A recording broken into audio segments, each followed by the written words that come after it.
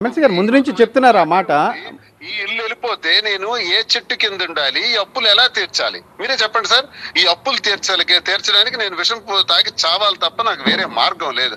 ఆమె కేవలం ఈ ఇంటిని కూడా తీసుకొని నన్ను టెక్కల్లో ఉండకుండా రాజకీయంగా నన్ను సర్వనాశనం చేయాలన్నటువంటి ఉద్దేశంతో, టెక్కల్లో ఉండకూడదు అన్నటువంటి ఉద్దేశంతో ఇంటి దగ్గరికి తను వచ్చింది. అటువంటి పరిస్థితుల్లో అంత కన్నింగ్ ఆలోచనతో వచ్చినప్పుడు మరెందుకని నేను ఇంటిని అప్పు తీర్చాల్సినటువంటి బాధ్యతతో, ఒక ఆడపిల్లకి జరిగినటువంటి అన్యాయం డబ్బులు తీసుకున్నాను, అంతకన్నా నీచమైనటువంటి పరిస్థితి ఇంకోటి ఉండదు కాబట్టి ఆస్తి పోతే పోయిందని రాసేశాను. ఆమెకి నా మనసా వాచా కర్మనే రాశాను. కోర్టులోను ఒకవేళ కోర్టులో నాకు ఎక్కడా కూడా ఈ ఆస్తిని ఎలినేట్ చేయకూడదు, ఎవరికి అమ్మకూడదు అని నాకేమి కోర్టు ఆర్డర్స్ లేవు సార్. నేను ఉన్న స్థలానికి ఆమెకి అలౌ చేయమని ఉంది. నేను ఇప్పుడు చెట్టు కింద ఉంటాను, చెట్టు కిందకు వచ్చి దువ్వాడ వాడిని కూర్చోమనండి, అయిపోయింది. నా జీవితం కథం, ఇంకా నాకు ఆస్తులు లేవు. Now Duvvada Srinivas is a big zero. ఇప్పుడు రూపాయి కూడా ఆస్తి లేనటువంటి పరిస్థితికి వచ్చేసినాడు. ఎందుకంటే ఫ్యాక్టరీ రాజధాని ఎన్నికలకు ముందే ఇప్పుడున్నటువంటి 6 కోట్ల రూపాయల బిల్డింగ్ వాణికే ఉంది. ఇంకా నేను పిల్లకి పెళ్లి చేయాలి, ఇవన్నీ నా బాధ్యతలు నాకు ఒకవైపు ఉంటుంటే ఈ ఇంటి మీద అప్పులు ఉన్నాయి. పార్వతీశం గారికి ఇవ్వాలి 60 లక్షలు. ఈ అప్పులన్నీ ఒకవైపు పెట్టుకొని ఈ అప్పులు నేను ఎలా సార్ మళ్ళీ నేను అందరికి మోసం చేస్తాను? మోసం చేయకూడదనే నేను ఈ ఆస్తిని రాసిచ్చేసాను సార్. ఇది ధర్మంగా నేను చేశాను. రేపు కోర్టులో ఏదైనా నాకు ప్రశ్న వస్తే ఖచ్చితంగా కోర్టులో నా ఆవేదన నేను తెలియజేసుకుంటాను, న్యాయస్థానాలకు నేను తెలియజేసుకుని నేను అన్యాయం చేయకూడదు కాబట్టి ఆస్తిని అప్పు తీర్చాల్సినటువంటి బాధ్యతతో ఈ ఆస్తిని రాయటం జరిగింది. ఇది నాకేం ప్రెజర్స్ లేవు. నాకు నా మానసిక పరిస్థితిని అంతటినీ స్పష్టంగా తెలియజేస్తూ మనసా వాచా కర్మేణ ఈ అప్పు తీర్చుకున్నాను సార్. ఈ ఇంటిని రాయటం ద్వారా అప్పు తీర్చుకున్నాను నేను. ఇప్పుడు నేను చెట్టు కింద ఉన్న హాయిగా ఉంటాను, నాకేం పర్వాలేదు, టెక్కల్లోనే ఉంటాను.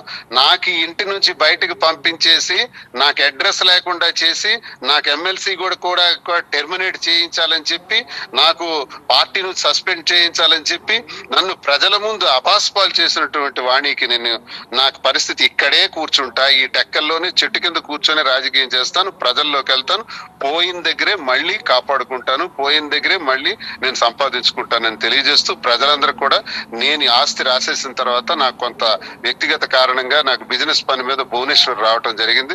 2-3 రోజుల్లో వచ్చి స్పష్టంగా అన్ని తెలియజేస్తాను. నిన్న ఇంటి తాళాలు కూడా మాధురికి అప్పచెప్పాను. మాధురి ఆ ఇంటికి వెళ్ళినప్పటికే లైట్లన్నీ ఆపేసి చాలా విధ్వంసకాండ సృష్టించారని, డోర్స్ విరగొట్టారు. మీ టీవీ క్లిప్పింగ్స్ లో కూడా చూస్తున్నాను, యూట్యూబ్స్ లో చూస్తున్నాను, చాలా నిచ్చెనలు వేసి మీదకి వెళ్ళాలని. ఇదంతా తప్పిది. ఈ కోర్టు ఆర్డర్ ఇచ్చినప్పుడు కోర్టు ఏమని ఆర్డర్ ఇచ్చింది?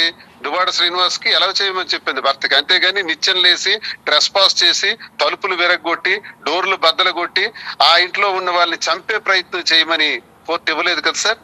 కోర్టు ఆ రకంగా ఇచ్చిందా? కోర్టు నాకు ఆస్తి అమ్మకూడదని కానీ నాకు చెప్పిందా? ఇప్పటికీ ఆవిడ అంటున్నారు ఆమె కూడా కొంత డబ్బులు పెట్టాను అని చెప్పేసి, నా డబ్బులు కూడా అందులో ఉన్నాయి ఇంటి నిర్మాణంలో వాణి ఇప్పటికీ అదే వాదన వినిపిస్తున్నారు. మరి ఆమెకేం హక్కు లేదంటారా?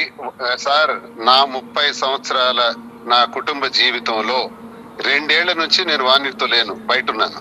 ఈ 28 ఏళ్లలో దువ్వాడ వాణి నాకు ₹1 ట్రాన్స్ఫర్ చేసినట్టు అకౌంట్ ద్వారా గానీ, లేదు ఆమె ఎప్పుడైనా ఒక డాక్యుమెంట్ ద్వారా గానీ నాకు ట్రాన్స్ఫర్ చేసినట్టు ఇప్పటికైనా చూపించమనండి. ఇప్పటికైనా ఏదైనా ఒక ట్రాన్సాక్షన్ 28 సంవత్సరాల్లో ఒక ట్రాన్సాక్షన్ అయినా ఉంటది కదా సార్.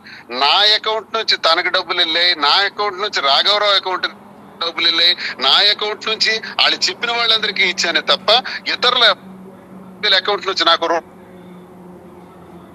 డాక్యుమెంట్ నా పేరు రాశారని చెప్పమనండి సార్.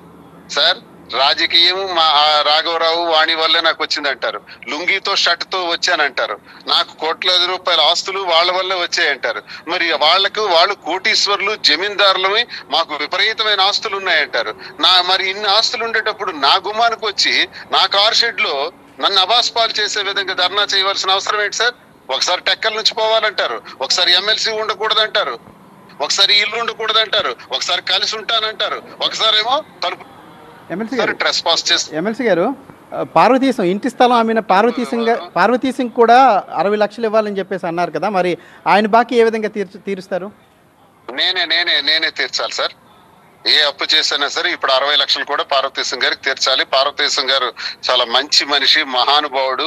నా కష్టంలో ఉండేటప్పుడు ఏ నీడా లేనప్పుడు 2 సంవత్సరాల క్రితం నేనేది ఏ నివాసంలో అయితే ఇప్పుడు వాణి ఉంటుందో ఆ నివాసానికి వాణి తాళం వేసేసినప్పుడు ఆ పరిస్థితుల్లో నేను పలాసలో మా తల్లి దగ్గర 1 year ఉన్న తర్వాత పార్వతీ సింగ్ గారు నా పరిస్థితిని చూసి, తమ్ముడు నీకు ఈ స్థలం ఇస్తాను నువ్వు కట్టుకో అని నేను ఇల్లు అడిగిన తర్వాత ఆయన మాట ఇచ్చి ఇచ్చారు. అతను ధర్మాత్ముడండి, మంచివాడు.